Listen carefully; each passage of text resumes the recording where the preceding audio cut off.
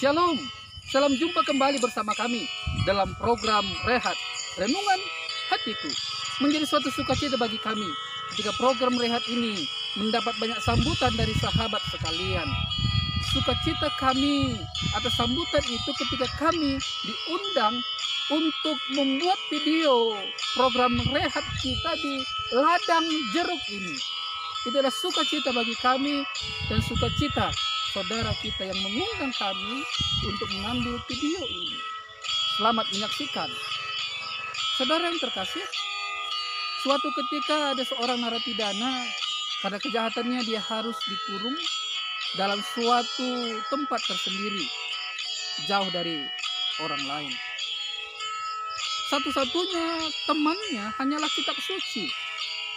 Ketika beberapa tahun lamanya dia menggumuli kitab suci, sebelum ada sistem komputer pada zaman sekarang ini, akhirnya dia mendapat suatu kesimpulan setelah dia membaca kitab suci, yaitu dalam berbahasa Inggris. Kesimpulannya tersebut yang dia dapat adalah yang pertama, bahwa Alkitab tersebut memuat 3.586.489 huruf. Yang kedua, memuat 773.692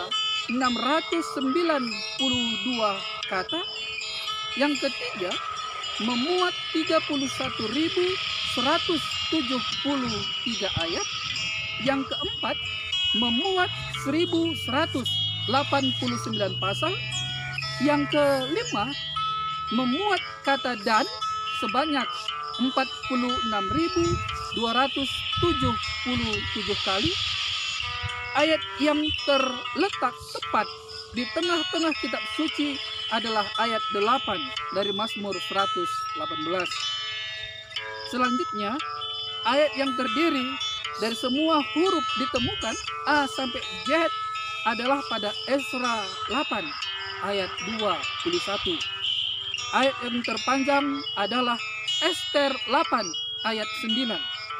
Ayat yang terpendek adalah Yohanes 11 ayat 35. Demikianlah beberapa hal dari kitab suci yang menarik yang dibaca oleh narapidana tersebut. Tapi hal yang cukup menarik, bahwa narapidana tersebut tidak pernah mengungkapkan ayat mana dari ayat Alkitab tersebut yang sangat mengena di hati. Apakah kita juga sama seperti narapidana tersebut?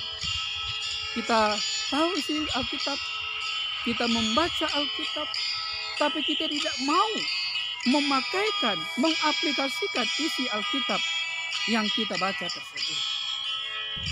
Firman Tuhan dalam 2 Timotius 3 ayat 16 mengatakan, segala tulisan yang diilhamkan Allah memang bermanfaat untuk mengajar, untuk menyatakan kesalahan, untuk memperbaiki kelakuan, dan untuk mendidik orang dalam kebenaran. Jadi setelah kita tahu isi Alkitab, marilah kita jalankan, kita pakaikan dalam kehidupan kita, agar itu bisa mengubah kita, agar kita bisa lebih mengenal Tuhan nanti. Demikianlah episode Rehat kali ini yang bisa kami sampaikan, dengan satu harapan agar program ini bisa menjadi berkat bagi kita sekalian.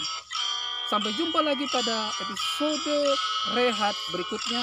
Tuhan Yesus memberkati kita sekalian.